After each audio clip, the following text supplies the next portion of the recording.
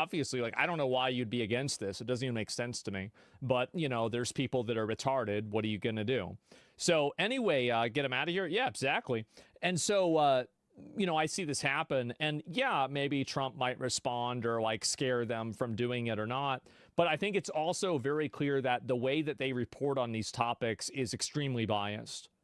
It is. It's massively biased. The way that they explain why these people are in the country, the way that they don't explain the people's, like, you know, like they're saying, oh, like this person got kidnapped by ICE, and it's like this person had like a warrant out for their arrest, or, you know, some other variation of that, or like they were like a previous violent criminal, and like the information is like selectively. It's selectively edited, and it's selectively presented in a way to create a impression that is not accurate to reality. Like, it's really just that simple. They're trying to misrepresent what happens by omission or by misrepresentation. They very rarely, mainstream media very rarely actually lies. They never really say A is B, but oftentimes they'll say a capital A is a lowercase a, or a lowercase a is a capital A. I think that's very common with what mainstream media does. So yeah, swaying public opinion by lying. Well, they're twisting the... I mean, fundamentally, this is the same thing to me, because the intent is to mislead. If the intent is to mislead, then you're lying. Period. That's it. It's done. There's no fine print for this. It's pretty obvious. So I don't have a problem with saying that. I think you're right. But at the same time, I do think it's slightly different to be able to at least identify what the difference is. Waiting for a response is unrealistic because it's clear the Trump administration did not want to respond to these allegations. Yeah, obviously. She said, I want to pull up the quote here, their refusal to be interviewed was a tactical maneuver designed to kill the story. If the administration's refusal to participate becomes a valid reason to spike a story, we've effectively handed them a kill switch for any reporting they find inconvenient. So that's the view from the 60 Minutes reporting team. Well, they can come out and report it anyway. Like, they don't need to ask Trump. They can do it. Why do they have to do that? This was ready to go. It was in the can. It was going to be broadcast on Sunday. All of a sudden, over the weekend, White decided to shelve it. Yeah. And that has created a real uproar inside CBS News, with widespread concerns about political meddling and about corporate interference. All of this coming as CBS's parent company, Paramount, both tries to ingratiate itself with the Trump administration and tries a hostile takeover bid for this network's parent company, Warner Bros. Discovery. I will bring peace to I mean, and it comes as President no Trump has really been ratcheting up his criticism of 60 Minutes. Tell us more about that and the timing of this. Yes. I mean, the problem with this is, like, to me, like, I actually agree with Trump, but I don't agree with why. Like, I think that these news places, I think that they should have their news licenses taken away. I do.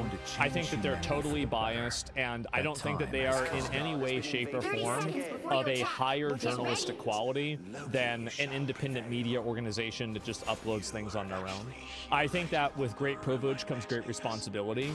And why is it that these news publications have extra rights and extra opportunities when they're basically just using these things and co-opting them to push an agenda? That's it. So I really, really don't like that. And I feel like that's something, like, I don't like that Trump is doing it as, like, just basically he's doing it as a defense for himself. I think this is just true regardless. Like, I've watched mainstream media, CNN, all of these places misrepresent every single possible thing that they can in any story, try to escalate any sort of racial disparity between two groups of people. They do everything that they possibly can, and I think that they are ultimately an enemy to the people. I think that all of these media companies are enemies of the people.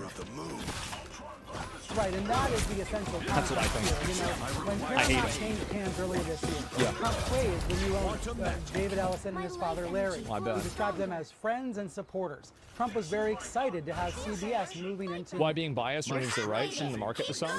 Well, I think that they should, but media companies have extra rights, and, like, basically it's harder to sue them for, like, something like defamation, for example. And I think that they should not have those extra rights because they're not behaving and acting objectively. They're subjectively reporting things. It's the same as, like, I don't think Fox should have it either. Like, it's not like this is, oh, they're bad because they're Trump. I think that all mainstream media is biased. And I don't think that they should have any extra privileges or opportunities for that at all. So that's the reason. new hand. But 2 weeks ago, Trump changed his tune. He started to criticize the and 60 Minutes specifically. Trump at first was mad about an interview with Marjorie Taylor Greene that aired on the broadcast. We know Trump cares a lot about 60 Minutes. We know he's been railing against both the broadcast and the new owners of Paramount. At the same time, these owners need regulatory approval for their future aspirations to grow the company. So that is the political context of the story. Now, I'm told by sources at CBS that Barry Weiss became more personally involved with 60 Minutes in the past couple of weeks. She said this happened this morning since the story simply was not ready for her yet. It was not ready to go. More reporting must be done. And frankly, I'm not hearing many supporters of hers internally at CBS. I'm hearing a lot of criticism about this decision. It's impossible to know why something like this happened. Like, I think that it's probably true that she didn't want to air it due to retaliation, but it's not for sure. A lot more people are suddenly interested in the story, right? A lot more people suddenly want to know more about what these detainees have said they've gone through. This is one of those situations where the controversy, the scandal is actually going to draw more attention onto the Trump administration's efforts to deport migrants to this very hostile prison where some men say they let the devil out! That's right. Shouldn't have done it. Yep, nobody asked you to come here. Shouldn't have been here. Maybe then they'll watch this and they'll be like, okay, well, maybe I shouldn't show up then. Could this be a marketing ploy? Well, I think it should be. Yeah. All right, so tell us more about what Weiss said in her statement. Also, just to be clear, General Fonzie and the 60 Minutes team had reached out multiple times to the administration for a statement and interview, right? And the administration declined. I just want to be clear. So does that mean they deserve to be tortured, though? I want to see what the conditions are. Well, here's the question. If they were being tortured, would I agree to not send them there? No, I don't care. Don't give a shit. Shouldn't have come here. And also, maybe that's a good thing now that they know. So they know what's on the table if you break the law. Is you get sent to some fucking torture prison in El Salvador. Maybe then they'll stop showing up. Like, you realize that there's a lot of other countries that have policies like this now, right? Like, it's very common. Like, this whole idea that, like, people can just come here and, like, flagrantly break our laws, disrespect the country, you know, commit crimes here, and then somehow we're supposed to, like, you know, treat them the right way? Who gives a fuck?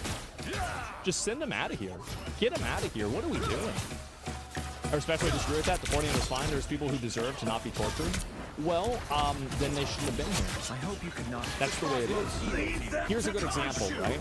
Is that if you jump into a tiger's pen inside of a zoo, you're going to probably get mauled and killed by tigers. Do you necessarily deserve to be mauled and killed by tigers by doing this? No, not really, right? But it's what's going to happen. So you know what people do? They don't go into tiger. That's the goal. Again, there is a goal that I have. The goal is what matters. That's right. Because you understand. Oh, well, we're not representing women. Yeah, go ahead.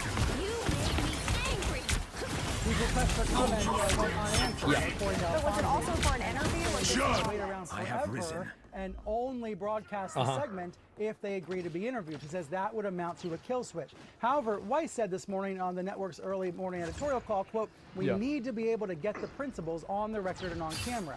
She means someone like Stephen Miller, the Deputy Chief of Staff of the White House. She's insisting on having those interviews. And again, that is her prerogative as editor-in-chief. I think it's important to have interviews from people from the administration, and it's guaranteed that it would be a better show and it would be a better episode if you did have those people on talking about it. But, I mean, if they won't talk about it, then you should just release it anyway. That's what I think. So strongly, why did she only make the decision over the weekend after the segment was announced, after it was ready to go according to staffers, after it was already publicized? There's something strange about the process here, and then there's the political overtones that are inescapable, and that is why so many CBS staffers are now alarmed. Yeah, and just to be, just well, the reason why they're alarmed is because CBS is maybe like now they can't use this news agency to be a vehicle for them to push propaganda. That's the reason too. Is that, I mean, do you really think that the people that were writing this story actually didn't have a bias going into this? They obviously did. It's not like they're trying to tell this story in the most accurate and fair way.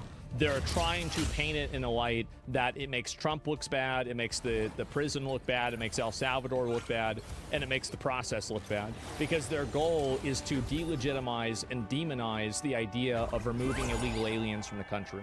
That is their prime directive. So really, they're mad at CBS, but they're not mad at CBS for an ideological reason. They'd be agreeing with the ideological reason if it was an administration that they agreed with. But the reason why, and how do you know that? It's because many of these people complied with the way the Biden administration censored things during COVID. You didn't hear them talking about this. You never did. Why is that? It's because they agreed with it. So the fact is that this is not an ideological argument. It's not a principled argument. It is a power argument, and it is an advocacy argument. That's what they care about. They don't care about the issue. They don't care about the process. They care about the issue. And they're pretending to care about the process, so their caring about the issue seems more independent. Vice, 60 Minutes asked for an interview. Well, not just comment, right? Anybody can see this. It asked for interviews with administration They're clearly biased? and Yeah, that they was are. denied. Okay. Brian Stelter. That's what I think. That is what Alfonsi says, and it's notable that Alfonsi wrote this memo to memorialize all of it because she wanted everyone to know what happened. Yeah. Yeah, right. sure. And administrations do this intentionally sometimes. They stay silent, they don't put anyone out, they don't provide comment as part of a strategy. And Alfonsi is saying that to override that is not journalistically sound. All right, Brian, thank you so much. Appreciate it. Yeah, I mean, there it is. Asma Magad. No, I'm not really a big, like, I like some things Trump does. I don't like other things. But I do like the idea of sending the illegal migrants to El Salvador. And I don't really care about the conditions of the prison. I just don't give a shit. I mean, they shouldn't be here. They knew they shouldn't be here. They know they shouldn't be here. They're breaking the law. They're probably breaking the law while they're here, too. Like, what are we doing here? Trying to, like, fucking micromanage. Oh, it's not fair. Well, it wasn't fair for Americans that you just came here and started living off of our system, right? So that's the way I see it. I know there's some people that disagree. They don't see it that way for whatever other reason, but that's the way I see it in general. And I don't care about it at all. But if they want to, and I think also if they want to run the story, I think they should. They should definitely come out there and say it. And if you don't, the thing is that everything should be openly stated. Even whether it's bad or good or anything else, it should be openly and directly stated. Because if you're not doing that, then you're lying. And I don't want to live in a fucking fantasy world. Why would somebody want to do that? Yeah, hard disagree. The condition should not be torturous. If it comes out, would you watch it on stream? Maybe. It depends on how long it is, right? If it's really long, I wouldn't watch it. If it's shorter, I would. And again, I don't really care about the conditions at all. And also, here, let me ask you a question. Yeah, and this is the important thing, and this is probably going to be the difference in the way that you see it.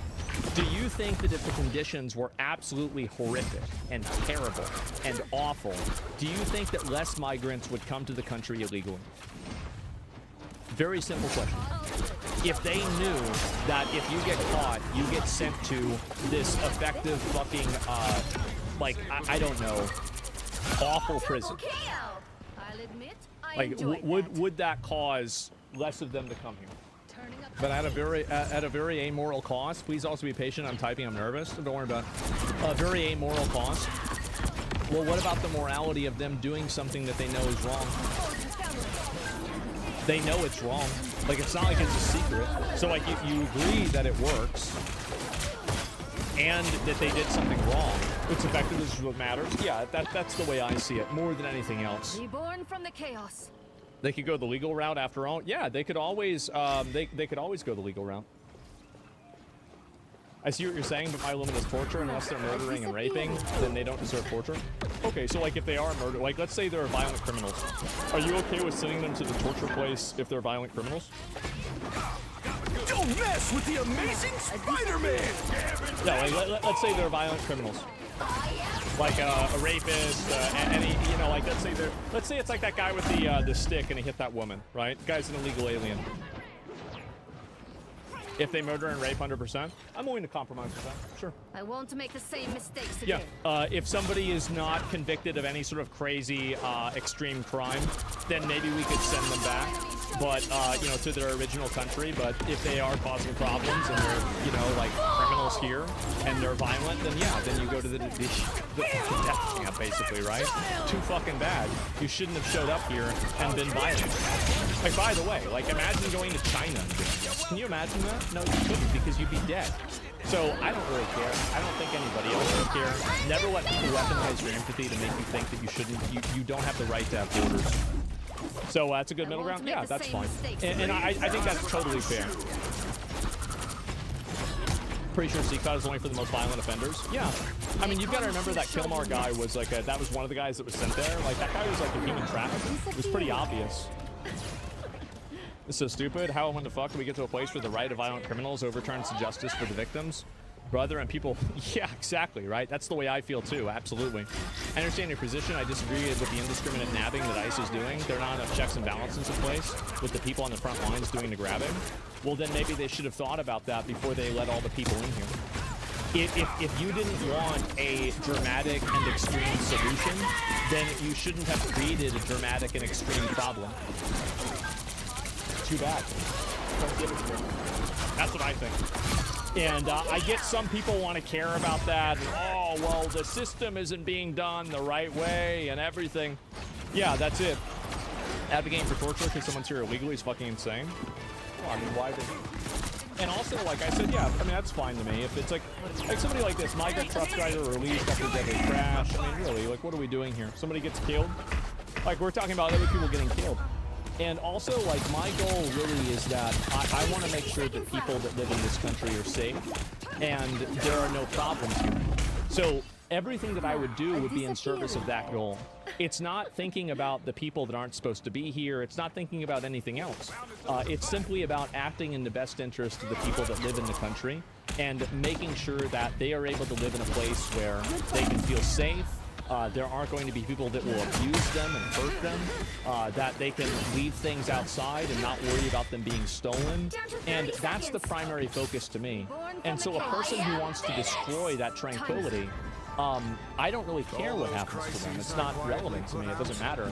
The only thing that matters is that they're removed. That's it. So, super centered, yeah. And this weird empathy for people is so wild.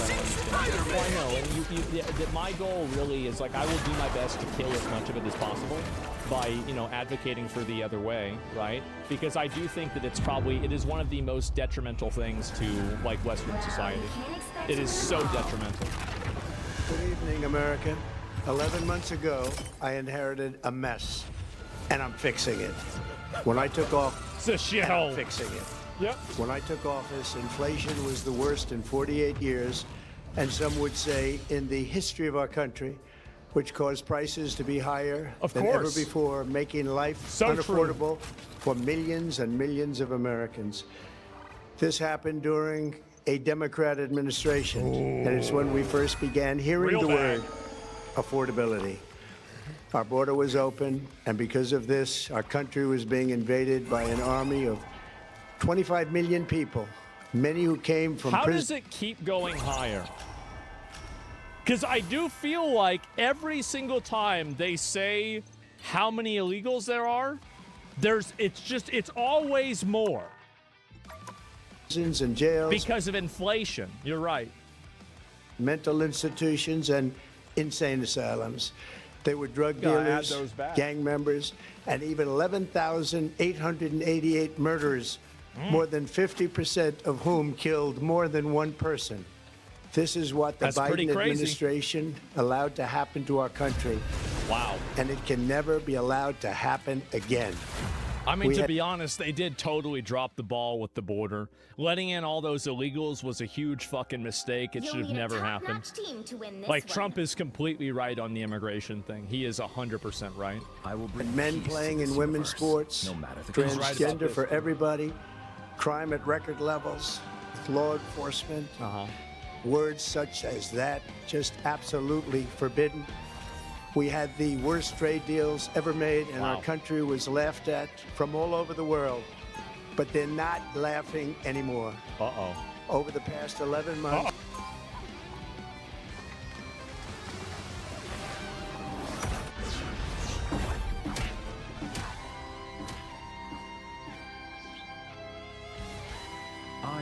I've noticed you around. 30 seconds before you attack. Get ready. Why are you glaring at me so, mortal? I find it unnerving.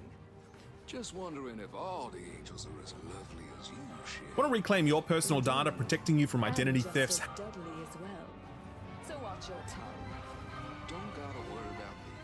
The battle starts in 5, 4, 3, 2, 1. All you need to do is capture the mission area. Got it?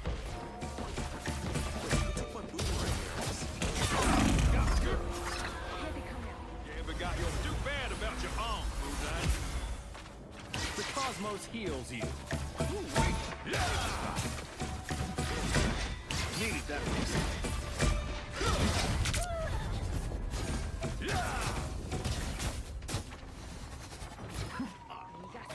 The cosmos heals you.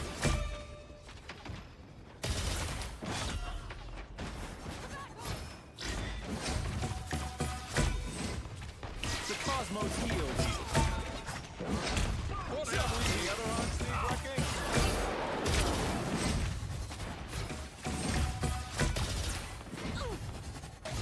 Quantum magic.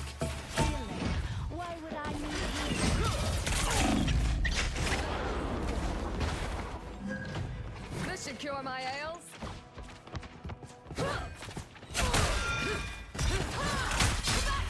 There's still so much to do.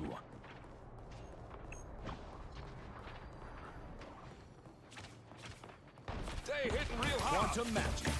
Need that boost.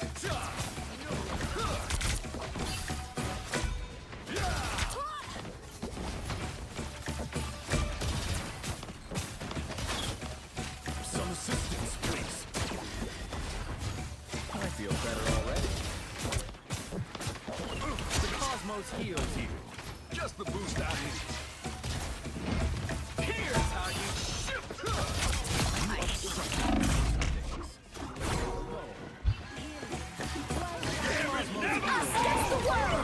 The moon haunts you.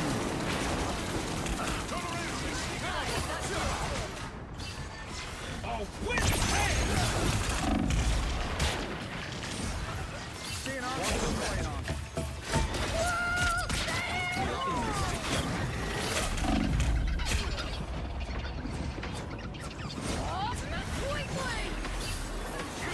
pulse charge. Healing power.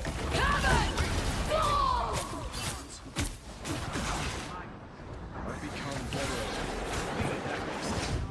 Born again!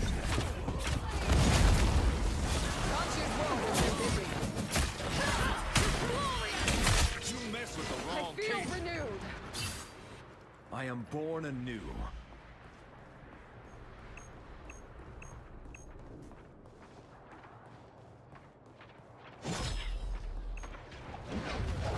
Healing power. This time I need healing.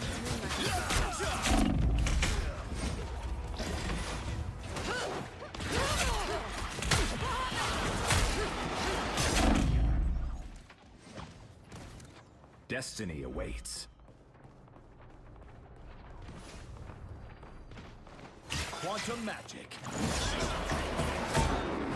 I feel better already.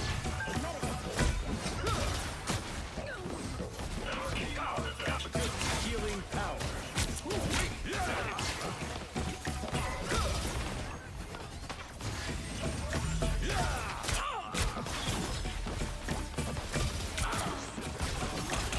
Quantum magic.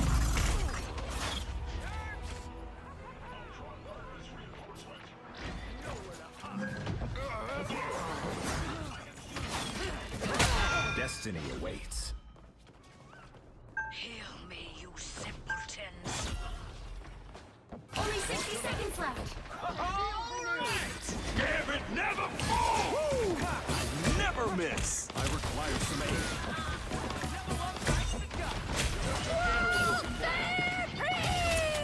Healing power. The moon haunts you!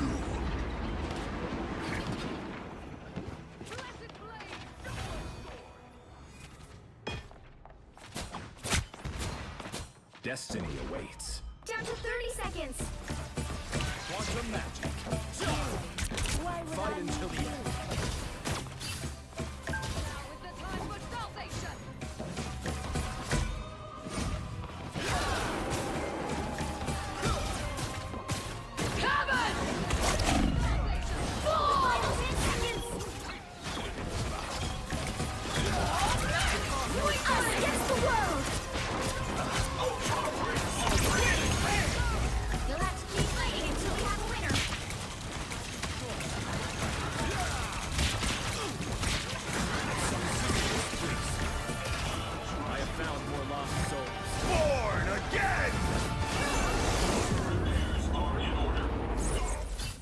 Well, you can't expect to win them all.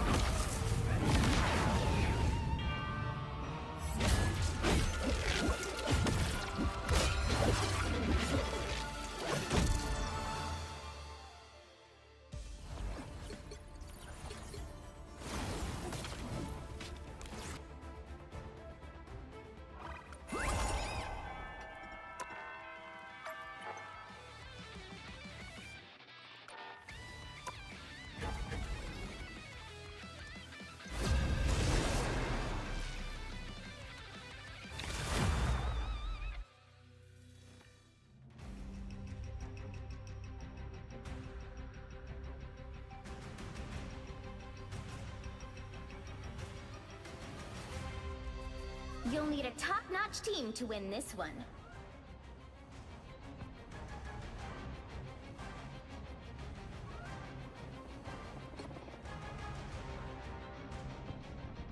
I will bring peace to this universe, no matter the cost.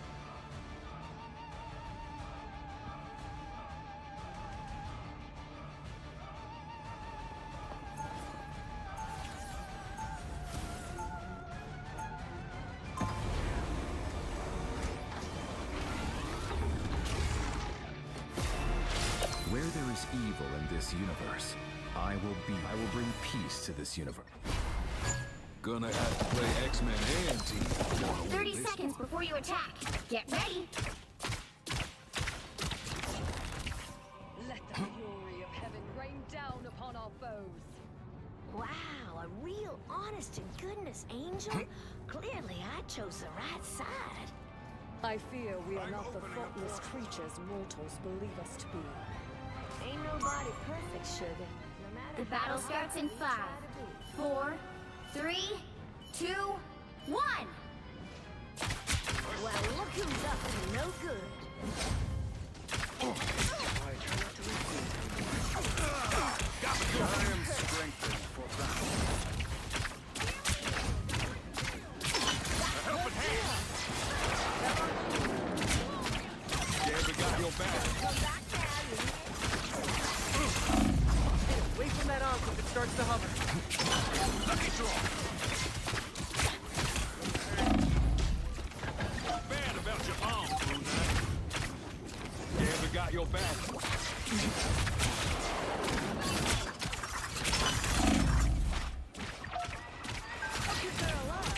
Hey! Over here! Hi, that feels good. A nice deep freeze.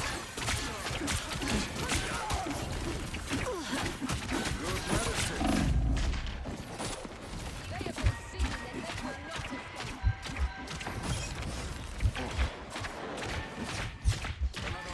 Got the good. Better stop that vehicle.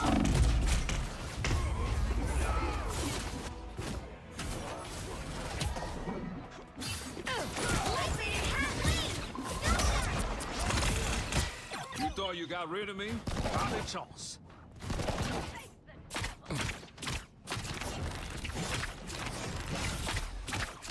Anyone willing to help? The moon wants you. Gambit never falls. No chance to stop them.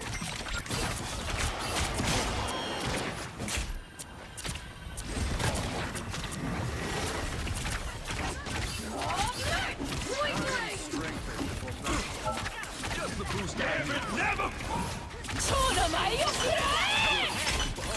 Let the devil out.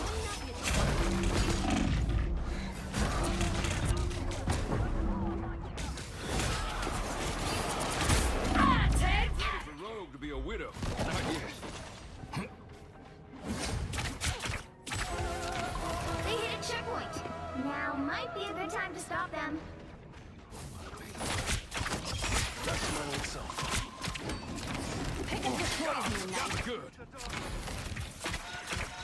No symbol of good medicine. Better stop that vehicle! Come here and check this out.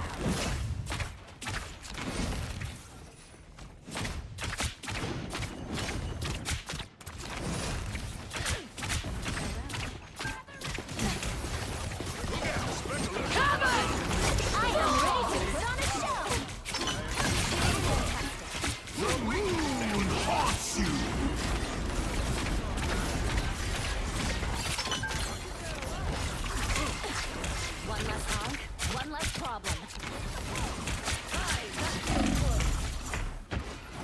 I am strengthened for battle.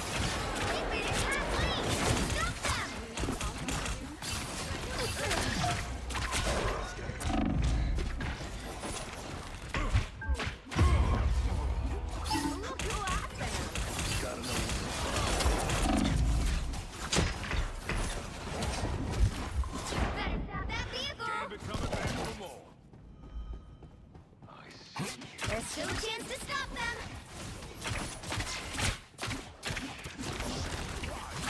Of course, Lord. That's much better. No symbol of Khonshu can resist Doctor Strange. They hit a checkpoint. Now might be a good time to stop them. Okay, we got your back. Invisible? Feeling fantastic. Double down. Gambit never!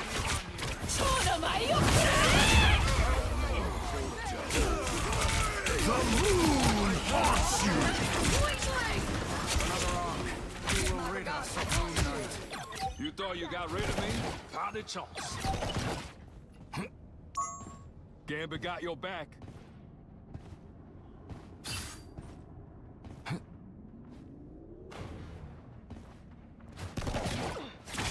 They hitting real hard. I unleash the Vishanti's power.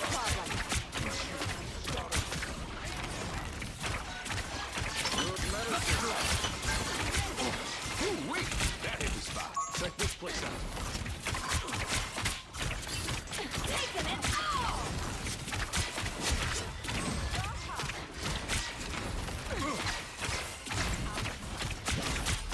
Gambit got your back. Look out! Spectre left something behind. Lucky draw.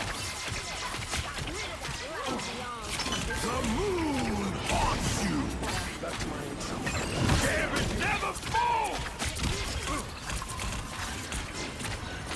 Gambit got your back. I'm on a phone.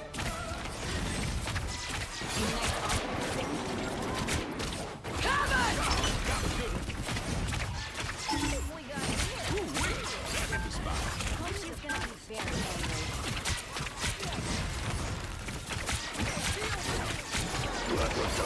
I'm ready to put on a show!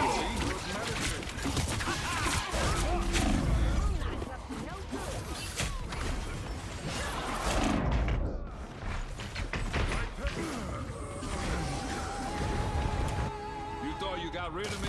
Pas de chance.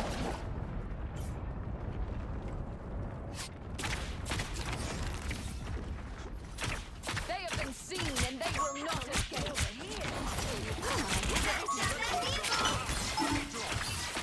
It's now or never! Stop them! The moon haunts you!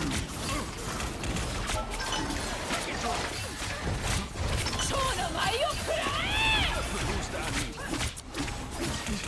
Kill that thing. Don't give them another inch! Or else. Now you do the same for me, Wee. A helping hand.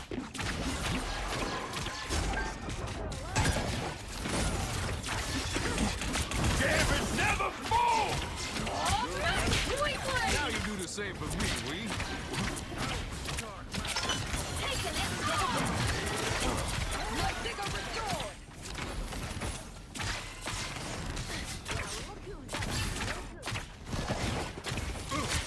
Gambit got your back. He stopped them in their tracks!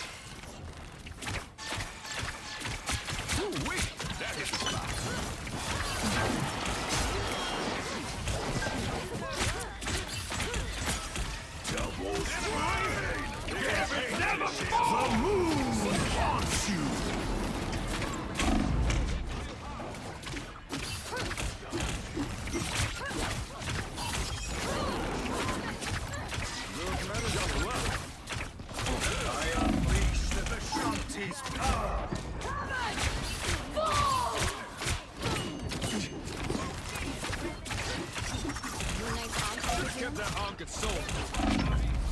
Lucky draw. Just the boost I need. Let the devil out!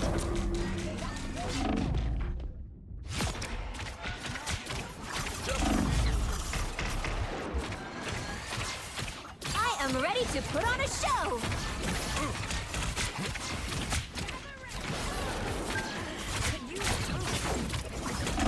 Gambit never falls! The moon haunts you! Now you do the same for me, will you? Coach is gonna be very angry. Real hard!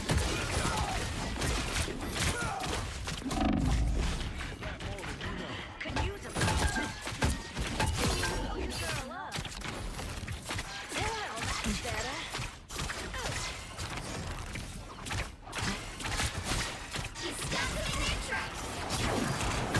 Only 60 seconds left.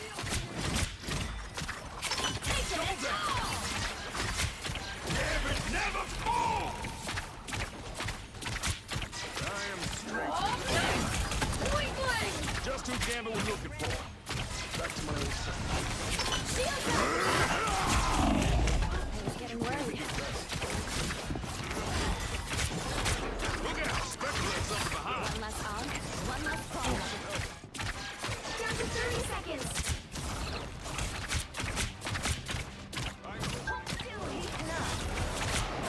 The moon haunts you! Helping hand! I unleash the shout you do the same for me, will you? You know you had that coming. Born again! Gambit never falls! Keep fighting until you're a winner. Now you do the same for me, will you? Long living up to her name. Just the boost I need. We lost. Our enemies are near. Another epic victory! Big win!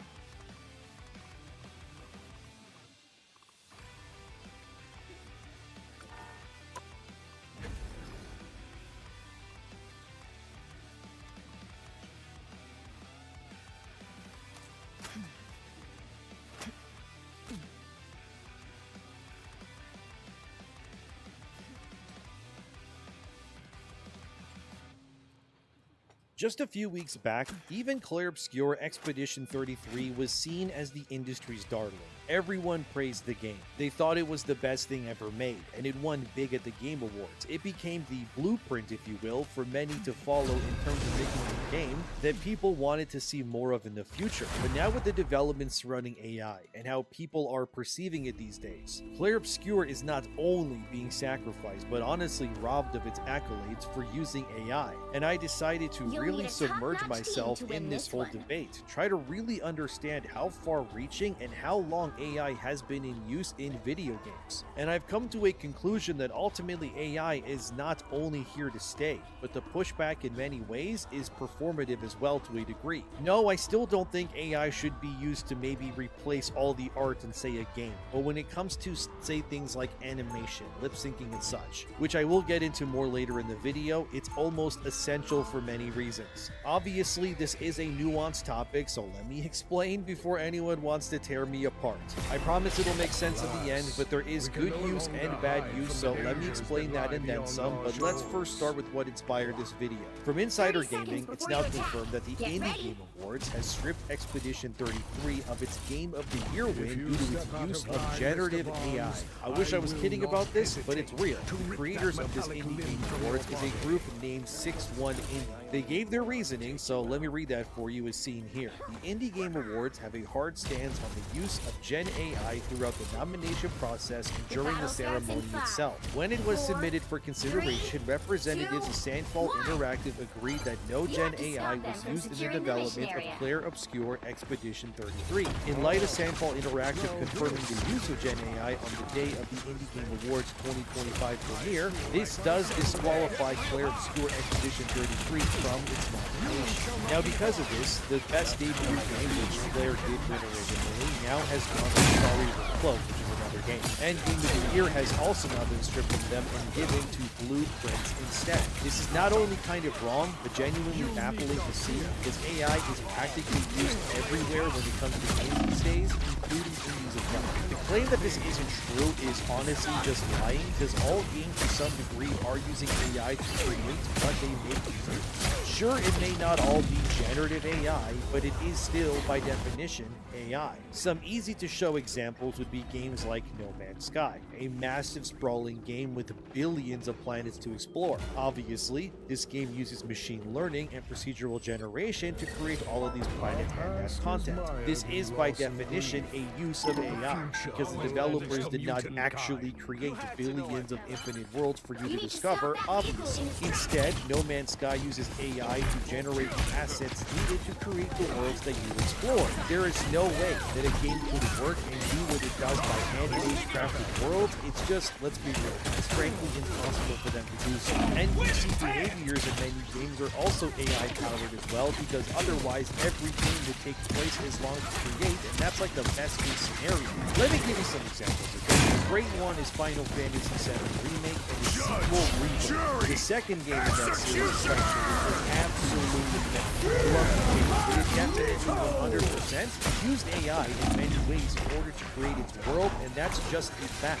For example, Ryo Hara, who is the lead animation and cutscene programmer on Final Fantasy VII Rebirth, admitted this as seen here. That Rebirth absolutely 100% has used AI and machine learning to enhance NPC behaviors, and especially when it came to lip sync. And if you played Rebirth or 7 Remake, you know there's plenty of dialogue in those games, and tons of characters with very impressive lip syncing. It's even more impressive considering that Rebirth came out with multiple languages supported with full voice acting and subtitles at release. And obviously these languages were all lip synced to represent whichever language the game is localized in. Some of the languages included at release were English, French, German, Portuguese, Spanish, Japanese, and Italian. That's not only just the subtitles available to everything I already said to Chinese and then some. What's even more impressive is that when Rebirth first came out, just like Clair Obscur did, it released in multiple fully voice-synced languages too, allowing players all over the world to enjoy Rebirth just like they did Clair Obscur in whichever language they spoke. But the thing that made that possible was obviously the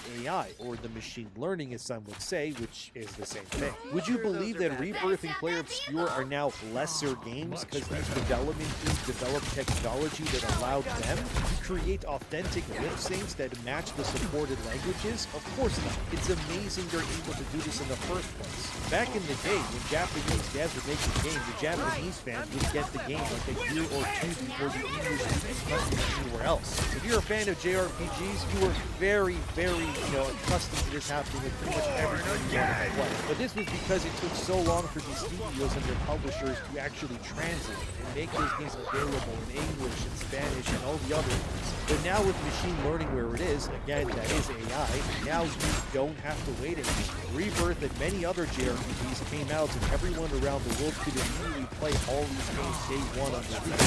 The same way Clair Obscur did that too, in multiple languages that it released in too. If you ask me, it's because of AI that you're able to enjoy the things you like quicker and more efficiently. Personally, I think this is a totally fine use for it. Like I said, okay, I've been educating myself on AI more, trying to understand it better. And when you genuinely look at what it does in video games alone, it's not only impressive, but borderline essential at this point, depending on the game. No, again, I'm not saying that the art in the game should be all generated by a prompt, but the overall applications of what AI can do is obviously important. Go look at Fortnite, how every single new emote or any other effect in that game can also be applied to any skin or character that you also play as. That is by definition because of AI as well. It's also the difference between you getting a new season of content of Fortnite every few months versus getting maybe one single new season every few years. It's because of that machine learning technology that you're able to play what you play, whatever it is. Even CD Projekt Red, the people making Witcher and Cyberpunk, they also admitted to using AI system too, but it makes total sense as to why they use it as well. As Tech4Gamers reported here, CDPR confirmed they won't be replacing devs with AI, but they do admit that they will still use it because of the obviously. Don't mess with the most common use, like I said, is replacing players with machine learning lip sync. I'm ready to put on a show! You gotta be honestly crazy with some animation developers are gonna have to sit there animating by hand every single word spoken by every character in every language before release. If they actually did that by hand, those animators would become human husks. They would never see their families. They'd have to be locked in a cage somewhere in a basement at the development studio just matching lips to words for the rest of the time. CDPR already used AI as well to recreate the deceased voice actor's voice for his character to reprise his role in Phantom Liberty for Cyberpunk DLC. This was also done using AI, but also it was done with the fans that doesn't do so. It wasn't only that, though. Remember the Witcher 4 tech demo that came out where they showed how they were using Unreal Engine? That demo, 100%, was using AI as well. One of the machine learning uses in that demo was photogrammetry tools like Reality Scan. This is a technology that developers can use to streamline how they can create assets and their background. This use of generative AI and such is also used to create dynamic NPC interactions, and they can also be used to enhance procedural generation, much like I said already with No Man's Sky earlier. So it's not like games don't use AI. They absolutely do. And at this point, trying to make the world as bad as we use AI, it's just not really going to work. It's as Adam Jensen in Deus Ex Human Revolution said, you can't stop progress, and that's true. You may be wondering, well, how far back does the use of AI even go? Actually, a very long time back. In the 1950s, you had games like OXO in 1952, which was a digital tic-tac-toe game that used a basic AI framework for the opponents you faced. It was actually developed by Alexander Douglas as a part of his PhD thesis on human-computer interactions at the University of Cambridge. And this OXO game used a computer, which was AI, in the 1950s again, to simulate the perfect opponent for a human to face in digital tic-tac-toe. Even Pong in the 1970s, which you know what that game is, that used AI for its opponents and as well as with its paddle control. Maze War, that's a game that came out in 1974, that used AI to randomize its levels for players to play through. You even had games like Rogue and Elite in the 1980s also using randomized rudimentary machine learning to enhance their games too, which also allowed for procedural generation and things like the dungeons in those games also being random as well. That same tech would be iterated further obviously once something like No Man's Sky would come out like 30 years later. But the 1990s to 2000s, AI machine learning had evolved into various other concepts that have and are still being used today. Modern Gen AI is also a part of this. You also have Stable Diffusion, which is for assets that was also a part of that time frame of AI use too. This all evolved into what you guys are seeing today, with games being able to do lip syncing much easier and a lot faster, games being created quicker, and things like animations being synonymously used across any character model like in Fortnite, or really any game you want to use. And as an example here, it all works too. Basically, the use of AI has existed in video games since the dawn of video games itself. From 1950 to right now, which is almost 100 years ago, AI has existed and has been used to some degree in the creation of many video games. Of course, people will say, well, it depends on how it is used, which is true to an extent. The be-all, end-all slam dunk, however, is you can't claim that AI has has no place in making video games these days when it existed in the medium before you were even likely born pretty much, or even knew what a video game was in the first place. Removing AI from video games is like removing the concept of electricity from human civilization. It's become essential for so many reasons. I don't think I really need to tell you how important electricity is to your daily life, obviously. Now, yes, there are uses of AI where it's just low effort slop that is, put on storefronts, like this game, for example, called Horror Nights with Tung Tung Tung Sahur, which is a real game and is obviously something made in like a weekend by someone to trick people to buy.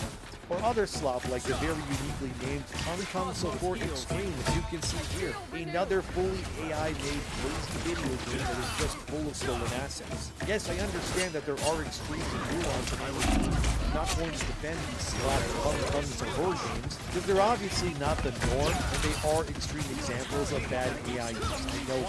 But to then frame Clair Obscur, or say Final Fantasy VII, Witcher 3, 4, Cyberpunk, Pong in any way, where they're somehow synonymous and just as bad as Tung Tung Sahur Legends, or as you can see right here, or something like that, is just being disingenuous, and we kind of all know that.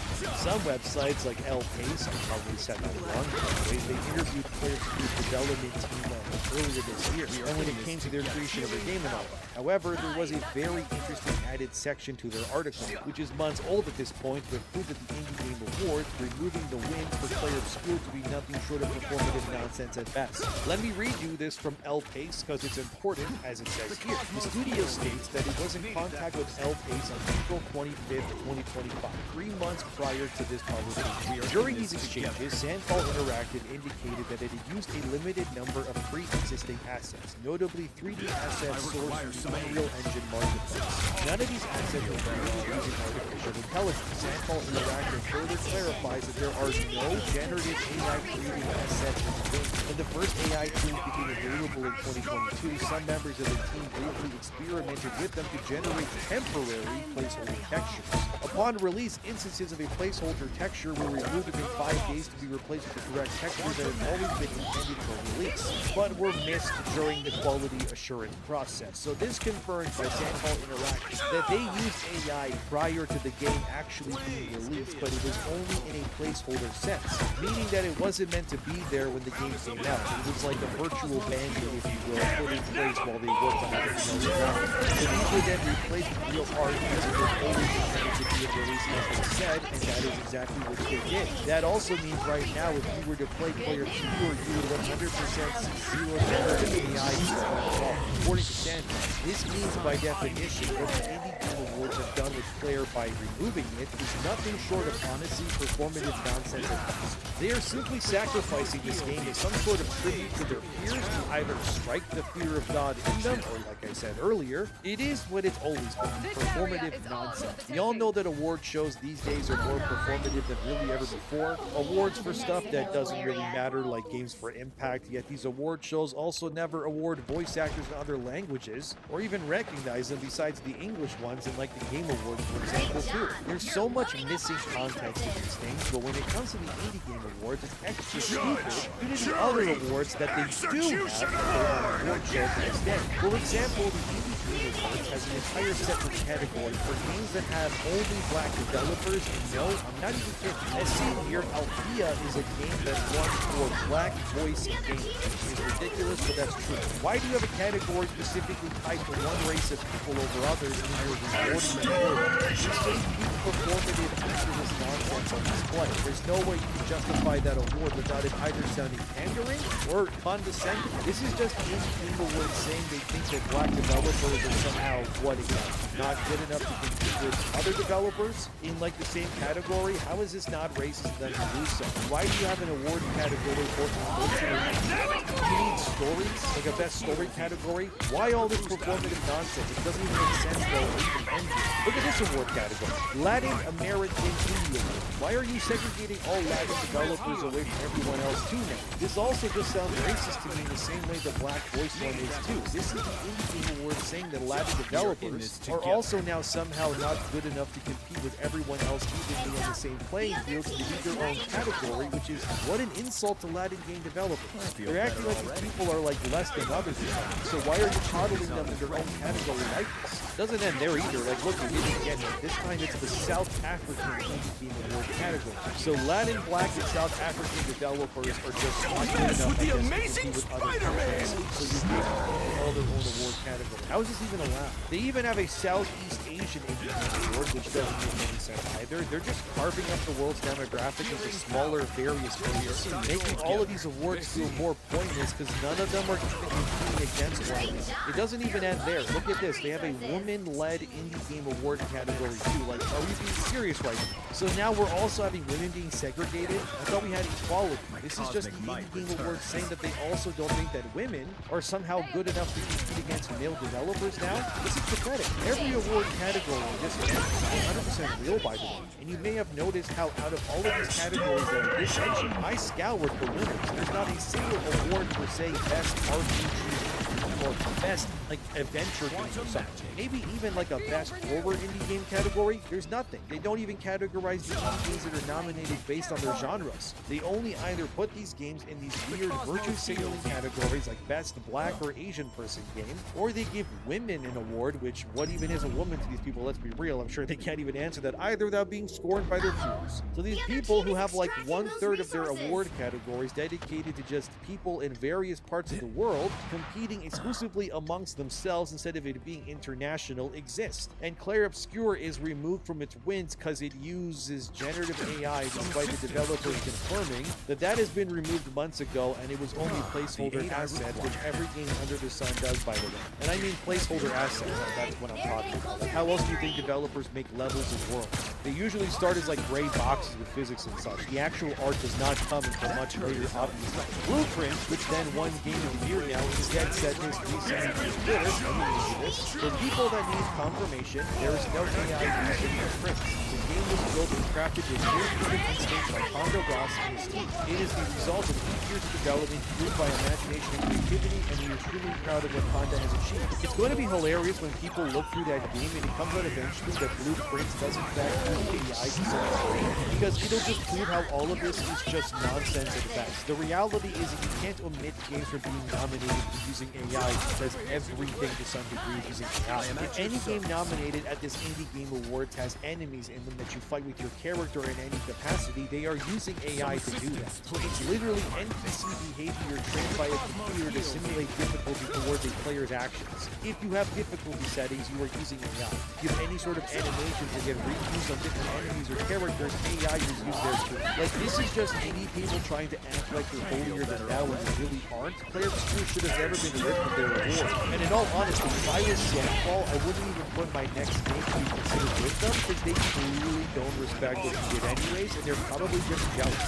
Imagine leaving AAA development behind, literally parting the heavens with your small team to make this miracle of a game place, and then some dorks who drink Pabst Blue Ribbon beer unironically with their mustaches and thick-rimmed glasses going, your game is AI, so you're out now? Please. Look, nobody is saying they want the entire game industry to be made with AI only. Every game to some, even like the Tung Silver Monstrosity games, but can we at least admit that if you remove AI entirely from the making of your video games, then you will genuinely lose like 99% of the games that have been made in the last 75 years. Like, it's impossible to remove from the equation, because in all honesty, games can't really exist without AI. You can't have Dark Souls or Elden Ring without your amazing boss battles and enemies attacking you out of nowhere in a Souls-like because developers using machine learning AI to teach their NPCs how to react to how you play the game. Ever fight a boss in Elden Ring and their moveset changes when you put enough distance between you and them and then they start using projectile attacks? That's a form of AI. That's the game recognizing you in real time trying to break the rules of combat by not staying close and engaging the boss.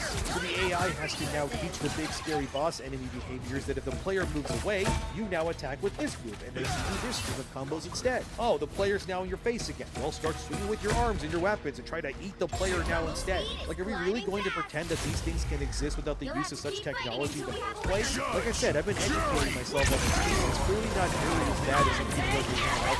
Again, I'm not saying that I want the next layer Millions aim to be an AI clone created from scratch by their CEO hitting a single button and that's it. But come on, these people are being crazy with how much they're being against it. They're gonna look you dead in the eye and say that we hate AI, and then go play Super Mario or Zelda or Sekiro or Battlefield or something, not realizing that all those games and their enemies and behaviors and everything they're all a computer learning system, and they're all reacting to your actions. To me, it just seems like the industry is now suddenly attacking Clair Obscur specifically because it gave people what they wanted without pandering. There's no forced nonsense in it.